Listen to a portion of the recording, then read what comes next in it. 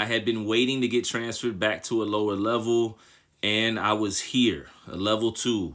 This was my chance to get it right, keep going home, be on a compound where everybody was going home, so it should be less drama.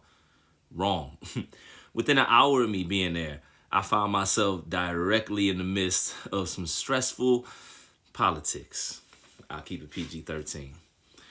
Because of the organization I had chosen to align myself with, now defuncting or being defunct, no longer being an actual entity, I was now a target and I was on the clock. I had 24 hours because I was alerted by members of other organizations that were affiliated with what I was previously, part of actively, that I had 24 hours until the next day, basically, to decide whether I would join one of their cars or I just get beat, possibly worse, and at least it could be over with.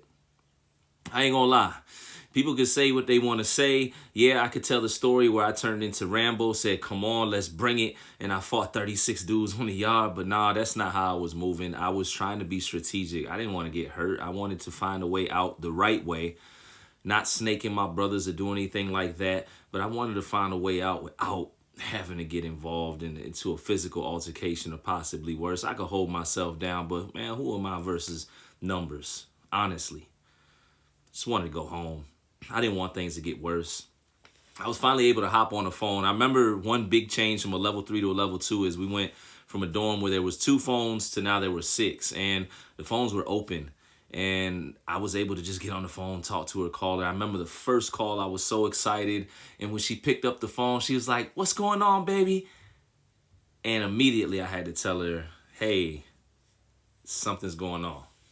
I couldn't tell her, hey, guess what? You can start applying for visitation now because I'm no longer on Greensville and you can come here according to policy. I couldn't tell her that yet. I couldn't tell her to go ahead and fill out because the reality of the situation was I might not be here tomorrow. I might not be on the compound because I've got to figure out exactly what the heck I'm going to do.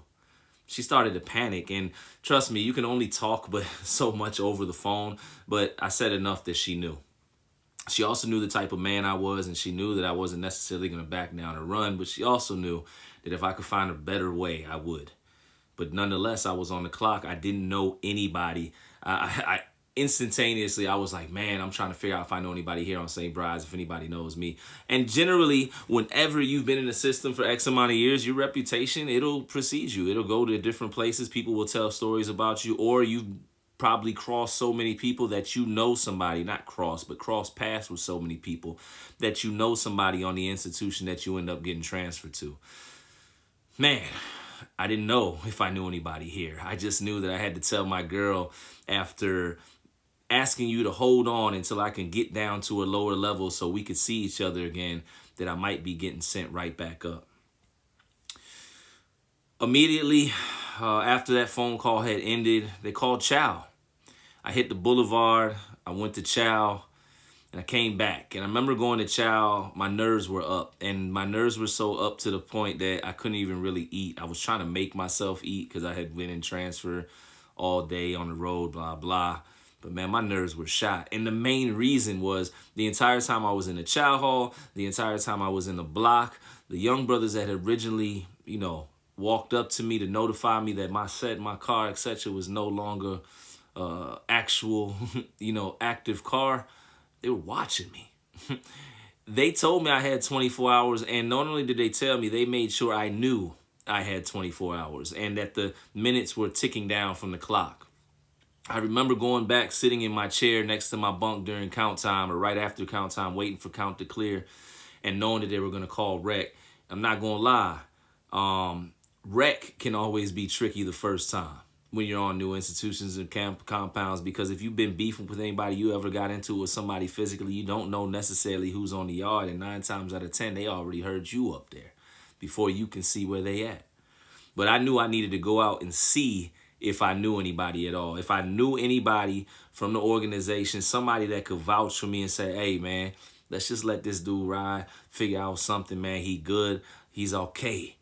I needed an ally. I needed an ally quick. Again, not scared, but strategic. The game is survival, self-preservation. I went out to rec, started walking laps on the yard.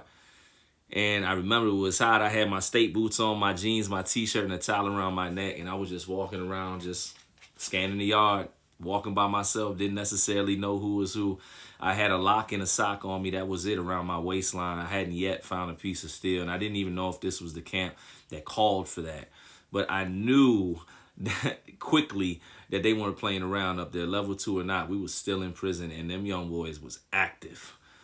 They was willing to push the button, and they didn't care if they ended up on a level 4 or worse. They just wanted to get the rep from the set, and that's it. Just the reputation on the compound and the system. That's what they cared about.